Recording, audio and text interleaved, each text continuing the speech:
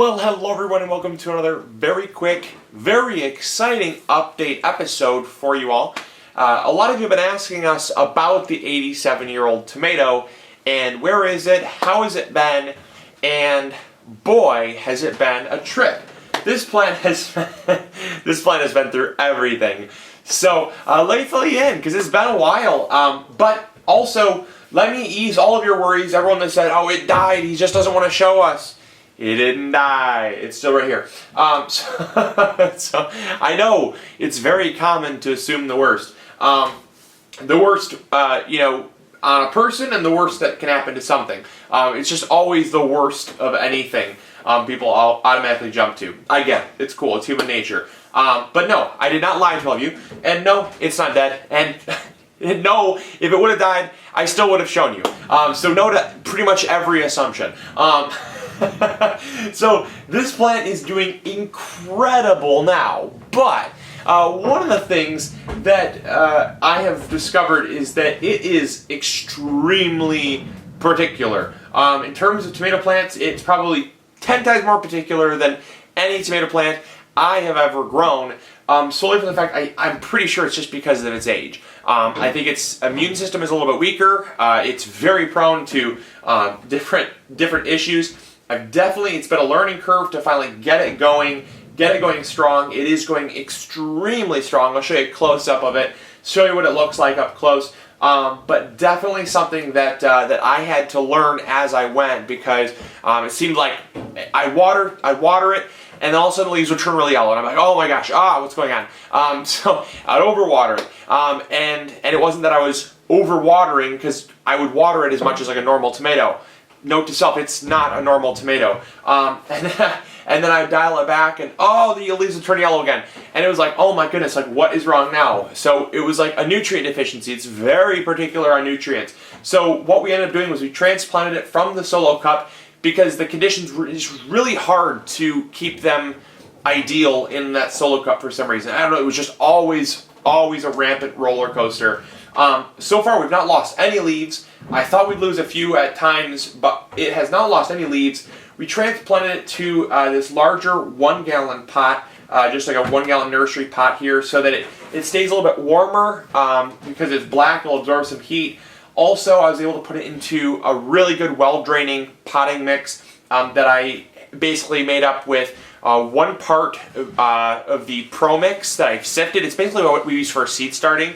I just sifted some Pro Mix, and then I added in 1 part perlite, 1 part vermiculite, and to that I added a couple cups of worm castings for the good flora, the good bacteria and fungi and things like that. And then I also added in just a 1/4 cup of trifecta into this mix. So a little bit more trifecta than I normally would put in for a plant of this size, but I wanted to make sure that there was enough nutrients that this thing could clearly be taking up nutrients if it needed it, and it's been very, very thankful for that, I think. Since I put it into the 1-gallon container, a lot has happened though. It has nearly tripled in size. It has not only tripled in size, it's gotten greener.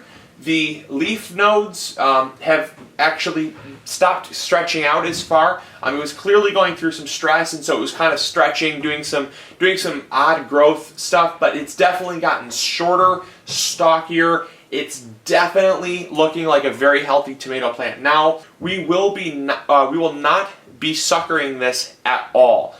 So we will not be single stemming this plant. The process of pruning suckers is something that a lot of people will do to kind of keep the production up. And we find that the production is perfectly fine. What we will instead be doing is allowing the suckers to grow, and then maybe around, I guess, maybe like mid-June, we're going to take all the suckers that have formed and we're going to root them, and we're going to root them in just a sterile mix, so we can take some clones of the actual plant, some cuttings of the actual plant, and root those. So we will not be pinching off any of the tiny little suckers that form to increase fruit yields, because we'd rather have 4 or 5 clone plants that then produce fruit rather than maybe increasing production by like 10% by picking off all those potential plants. So that's what we're going to do as far as that. But it's going to be fun. I really do think that we're going to get some good fruit production this year.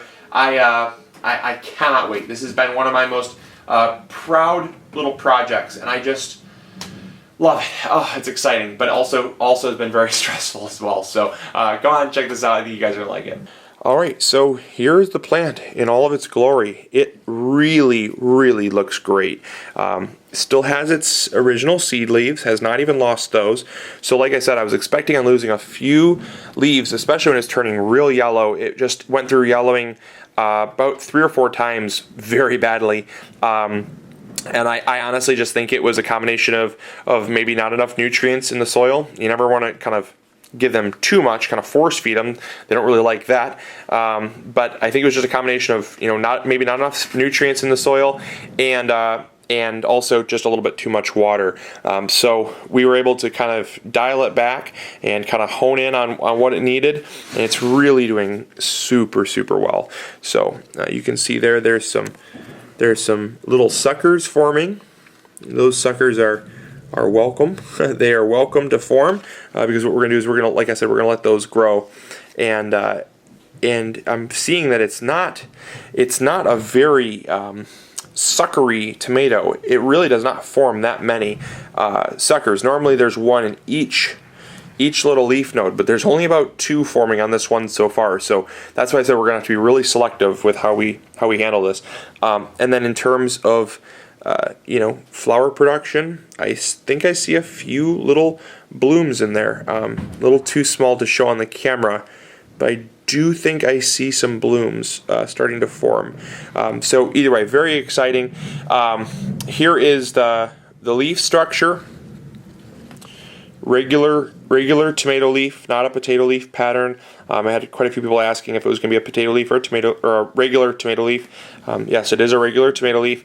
Also, another thing that has been brought up is if I do think that this tomato is extinct, and the answer is yes. I do believe through all the extensive research I've done on this variety, the early crimson does in fact seem to be an extinct variety. I do not trust the couple sources on eBay that I've found.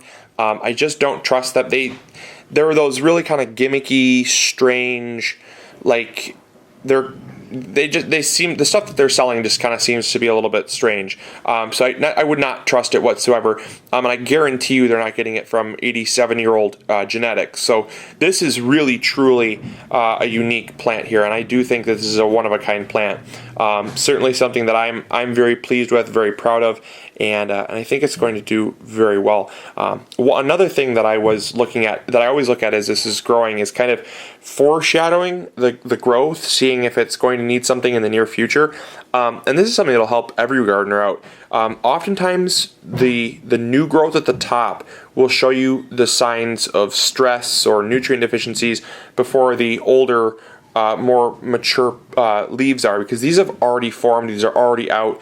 You want to look at the stuff that's just growing. If it looks like it's starting to wrinkle, if it's looking like it's starting to turn yellow, maybe a little bit green, or like a little bit like green on the leaves or yellow in the veins, some chlorosis maybe, you'll find that in the very beginning. And that's how I've been able to kind of fix these reoccurring stressors on this plant, is by just always, every day, checking up like the very little bits of growth that are starting to pop out of the center, because these are the first little signs of some issues that might come up later.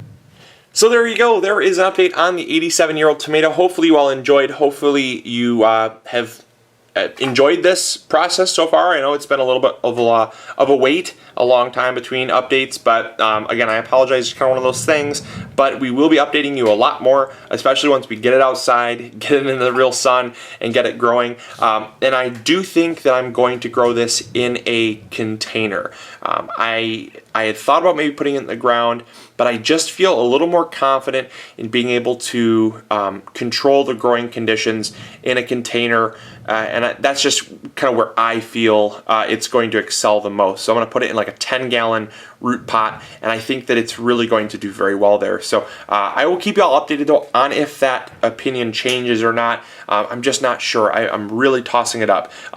Let me know in the comments box. I do feel like I can excel in any growing medium, whether it's hydroponic, root pot, or just regular traditional gardening. It's just what I can kind of keep the conditions ideal in. And I'd already ruled out hydroponic. I don't want to grow it hydroponically at all. That's just too much work, way too much.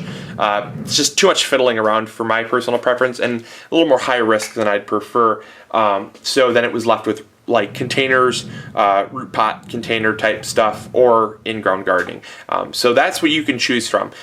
Those are your two choices. Let me know in the comments box below. It'd be I'll look at what you guys have to say. And like I said, I feel pretty confident with both. I just feel maybe container gardening slightly dukes out in-ground gardening as far as allowing the plant to be as stress-free as possible. So anyways, I'll talk to you all later. Hopefully you all are enjoying this. Hopefully you all having a great day, and grow big or go home.